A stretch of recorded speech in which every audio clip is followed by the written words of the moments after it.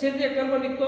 पण मित्रांनो, एक शोकांतिका एक महत्वाची आहे की आपल्याकडे जर्सी गाय भरपूर आहे आणि ह्या जर्सी गायचं जे शेण आहे, ओलं शेणखत आज आपण शेतीमध्ये टाकतो आणि शेतीमध्ये ओलं शेणखत टाकल्यामुळे जमिनीमध्ये आपलं फंगसचं प्रमाण वाढतं आणि फंगस जास्त वापरल्यामुळं आपल्याला बुरशीनाशकं सोडावं लागतात आणि इतके महागडे बुरशीनाशकं जर जमिनीमध्ये सोडत जर गेलो ती परवडण्यासारखी गोष्ट नाही. टोमॅटो ब्लास्ट झाले, मूळ खराब झालं, त्याच्यात साल खराब झाली, याच्यासाठी जे वापरलं तर 100% सेंद्रिय कर्ब त्या जमिनीमध्ये चांगला वाढतो.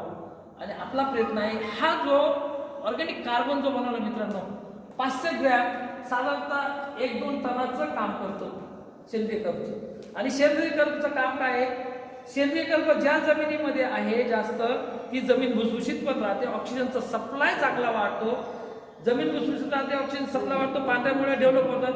पण मित्रांनो, सगळ्यात महत्त्वाचा प्लस पॉईंट याचा एक आहे, सेंद्रिय कर्ब ज्या जमिनीमध्ये जास्त आहे त्या जमिनीमध्ये NPK आणि मायक्रोन्यूट्रन स्टोरेज होतात.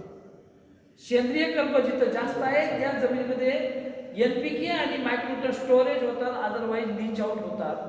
आणि सेंद्रिय कर्ब ज्या जमिनीमध्ये आहे, जीवाणूंचं खाद्य पण सेंद्रिय कर्ब आहे. जीवाणूंचं खाद्य पण सेंद्रिय कर्ब म्हणजे बघा, हे जे आहे आपण